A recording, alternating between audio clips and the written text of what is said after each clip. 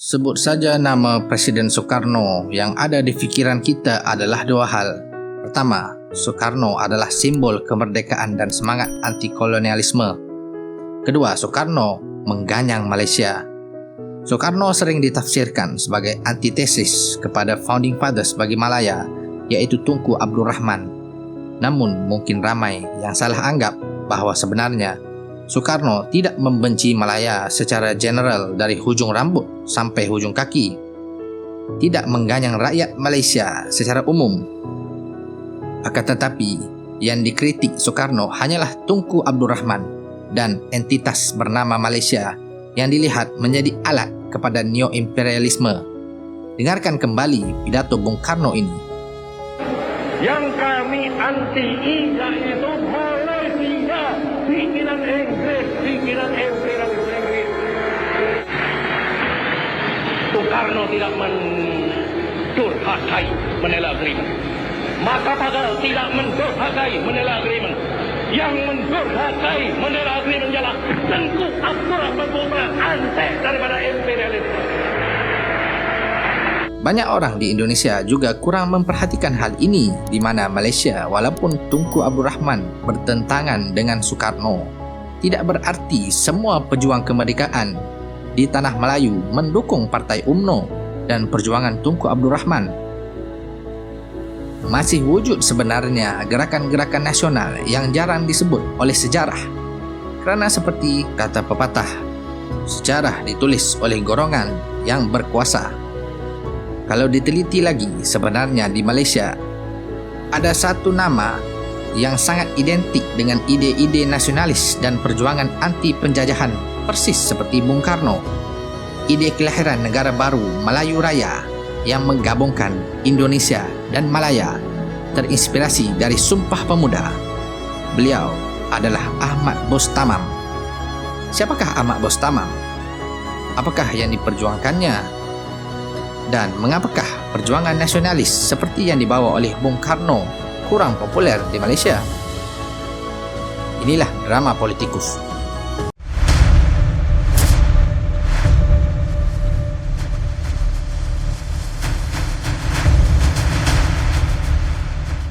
Perjuangan Bostamam untuk memerdekakan tanah Melayu atau Malaya banyak diilhamkan daripada Sumpah Pemuda yang bergema di seantero Nusantara pada 28 Oktober 1928. Sumpah Pemuda menjadi landasan dan momentum perjuangannya yang keras bagi mewujudkan negara yang bebas dari sikap feudalistik dan merdeka.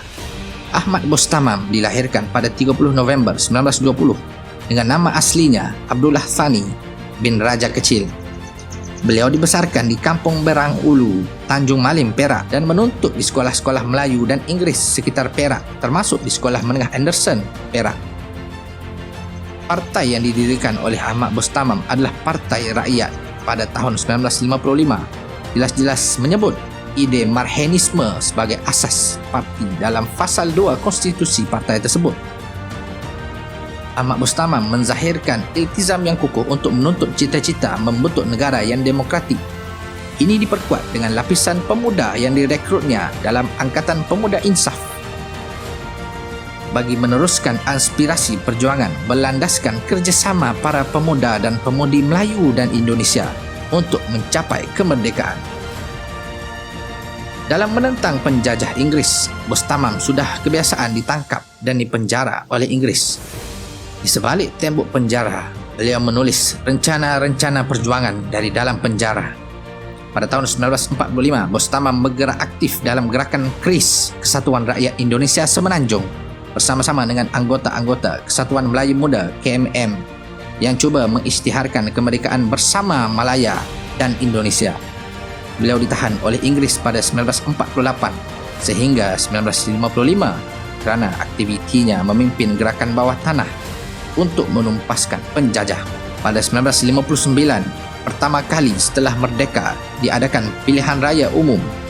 Ahmad Bostamam dipilih oleh rakyat sebagai ahli parlimen dari Dapil Setapak dari Partai Rakyat.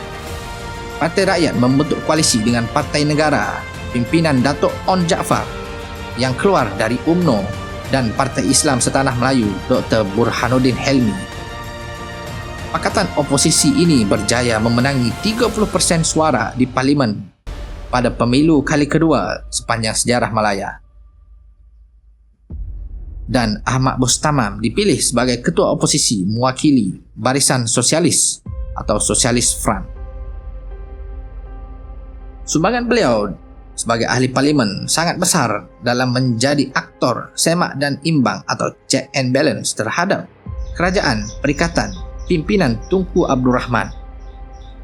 Beliau bukan hanya membangkang, beroposisi, membantah, tapi juga mendukung dasar-dasar baik pemerintah, antaranya mengecam dasar apartheid yang dilakukan Afrika Selatan.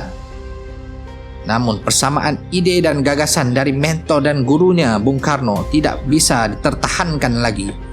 Beliau dan Barisan Sosialis seperti Dr. Burhanuddin Helmi konsisten memperjuangkan Melayu Raya. Barisan Sosialis meminta kerajaan Tunku patuh kepada Manila Agreement untuk menggabungkan kekuatan Indonesia, Malaya dan Filipina, termasuk mendukung perjuangan Parti Rakyat Brunei atau Parti Rakyat Kalimantan Utara. Namun disebabkan pendirian dan dasar dan kegiatan-kegiatannya yang pro keindonesiaan, Ahmad Bustamam ditahan pada tahun 1963 seiring dengan peristiwa Ganyang Malaysia. Di bawah Internal Security Bill, sebuah akta zalim ala Inggris di parlimen yang membenarkan seseorang ditahan tanpa bicara. Beliau ditahan atas pertuduhan berhubung dengan PKI, Partai Komunis Indonesia, membentuk gerakan rahsia bagi tujuan subversif dan mengadakan kerjasama dengan A.M. Azhari, pemimpin Partai Rakyat Kalimantan Utara, untuk mengadakan pemberontakan di Brunei. Ahmad Bustamam menghabiskan sisa-sisa hidupnya menulis gagasan-gagasan kenegaraan dan politik dalam Dewan Sastra, dan idea Marhainisme yang dihayati oleh Soekarno tidak pernah menghilang di dalam dirinya. Beliau pernah menubuhkan Parti Marhain atas permintaan teman-teman yang sepemikiran dengannya, namun kurang mendapat sokongan rakyat. Sekian saja video mengenai seorang anak didik dan pewaris kepada ide gagasan Soekarno yang berada di tanah Melayu. Semoga video ini dapat menghubungkan dan menjalin kembali sejarah yang terpisah antara dua negara, sehingga kita sama-sama dapat menghayati sejarah kemerdekaan yang menjadikan negara Malaysia dan Indonesia seperti yang kita lihat pada hari ini. Merdeka bro!